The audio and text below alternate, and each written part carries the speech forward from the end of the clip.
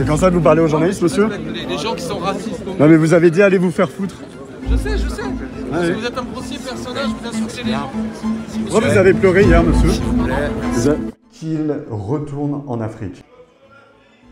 Voilà la phrase que toute personne de bonne foi a parfaitement, de manière tout à fait distincte, comprise de la part du député RN Grégoire de Fournas lorsqu'un député de la France Insoumise évoquait un bateau de migrants. Alors on se demande s'il est raciste de dire qu'un bateau doit retourner chez lui. En tout cas, ça a provoqué une colère phénoménale chez la NUPES, chez les bancs de la France Insoumise, qui explique qu'il est raciste de considérer que des migrants n'ont rien à faire chez nous. Mathilde Panot qui joue la comédie avec un regard sévère, Alexis Corbière, la larme à l'œil devant les caméras. Bref, la NUPES n'a pas décoléré et explique que le Rassemblement national n'a jamais changé. Ils vont jusqu'à manifester aujourd'hui devant l'Assemblée nationale pour témoigner leur soutien envers leurs députés qui auraient été victimes de racisme. On les a moins entendus sur l'affaire Lola lorsqu'il s'agit de dénoncer une migrante sous OQTF qui n'avait rien à faire chez nous. On est habitué avec la NUPES, on est un peu plus surpris davantage que les députés LR aient tous pris parti pour le gouvernement et la NUPES et dénoncé de cœur avec les bancs de l'ultra-gauche le comportement du député RN. Les LR qui sont obligés d'y aller chacun de leurs tweets en disant attention, je suis dans le bon camp, hein, que les choses soient claires, moi il y a des limites que je ne passe pas,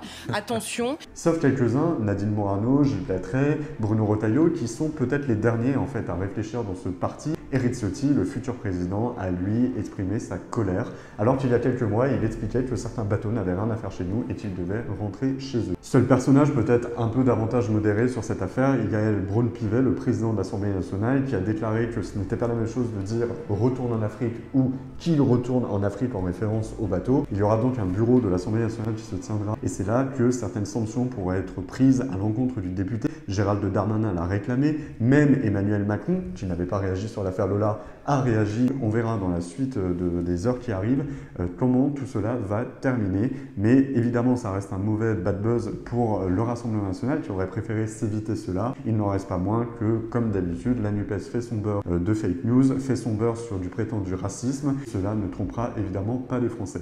Suivez-nous, on va à l'Assemblée nationale et on va poser la question aux manifestants pourquoi ils considèrent que ces propos sont racistes.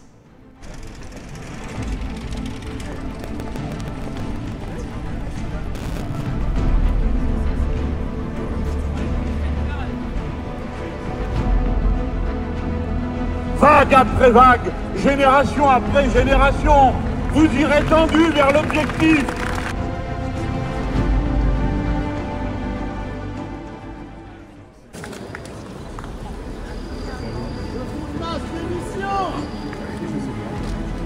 Je vous remercie, toutes et tous, et ensemble nous allons faire bloc contre le racisme. Je plaide la sanction la plus sévère contre la personne qui s'est rendue coupable des propos racistes que nous avons entendus. Ces propos sont incompatibles avec l'identité de notre patrie commune et le lieu dans lequel cette phrase a été prononcée.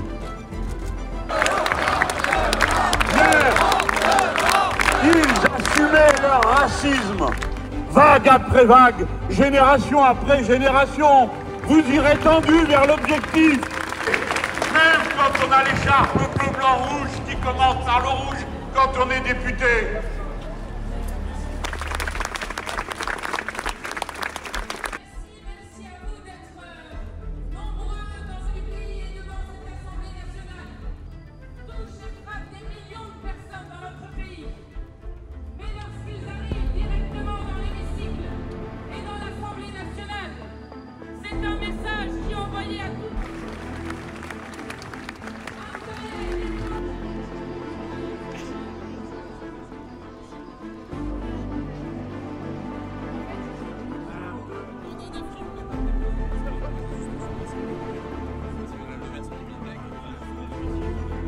C'est comme ça que vous parlez aux journalistes, monsieur? Les gens qui sont racistes. Non mais vous avez dit allez vous faire foutre. Je sais. Parce que vous êtes un grossier personnage, vous insultez les gens. Pourquoi vous avez pleuré hier, monsieur? C'est moyen. Non, mais je respecte les gens qui sont racistes comme vous, ça m'intéresse de vous faire foutre. Je sais. Parce que vous êtes un grossier personnage, vous insultez les gens. Pourquoi vous avez pleuré hier, monsieur? Pardon? On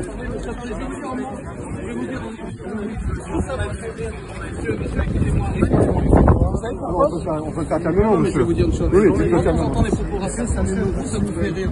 Vous, ça vous fait rire. Piégé. On va prendre la parole à l'hémicycle, on va s'opposer. C'est comme ça ou rien.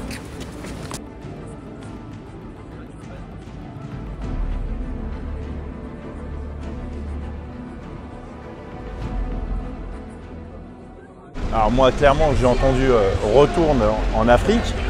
Il semblerait que les huissiers aient marqué et écrit qu'il retourne en Afrique.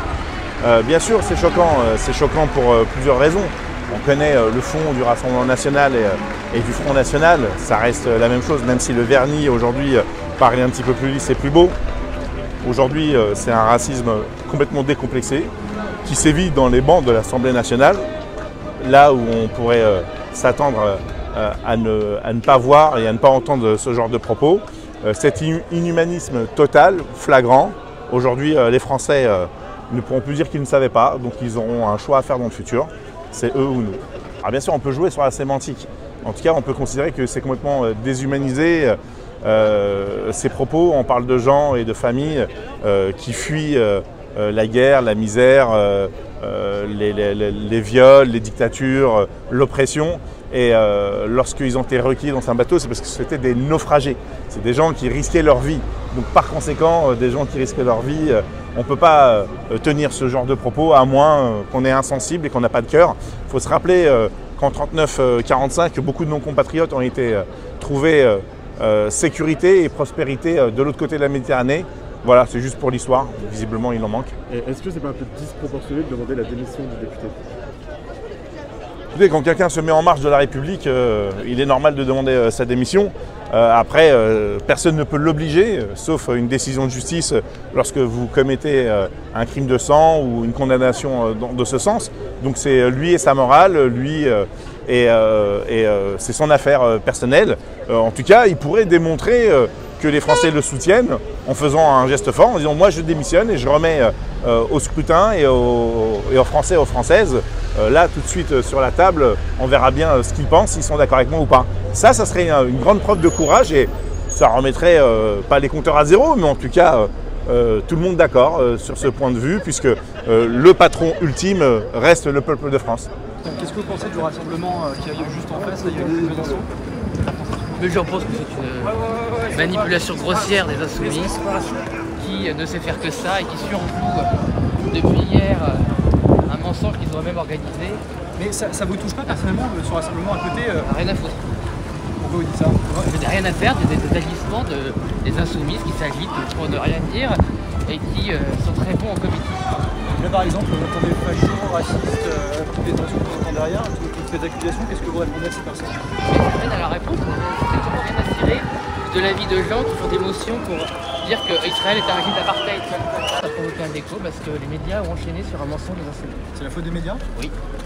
Le fait que les médias aient enchaîné sur un mensonge des insoumis sans se soucier si c'était vrai ou pas, c'est de votre responsabilité. Vous pouvez nous expliquer la vérité selon vous sur ce qui s'est passé? La vérité, c'est que M. Tfonas n'a jamais dit aux collègues insoumis « retournez en Afrique ». Jamais. C'est ça qui a provoqué du racisme quand même, monsieur. C'est ça qui a provoqué la racisme. Est-ce que vous comprenez que ces personnes se sentent visées aujourd'hui par ce qui a été dit peut-être, ou alors qu'il y a un problème peut-être dans la façon dont ça a été expliqué? C'est pas peut-être, c'est prouvé que c'est faux. C'est pas peut-être, là vous continuez à dire que le mensonge des insoumis peut être vrai. C'est faux. Une question sur la façon dont ça a été reçu potentiellement ou interprété par des personnes en face qui que des gens étaient blessés par le mensonge des insoumis, ça se comprend.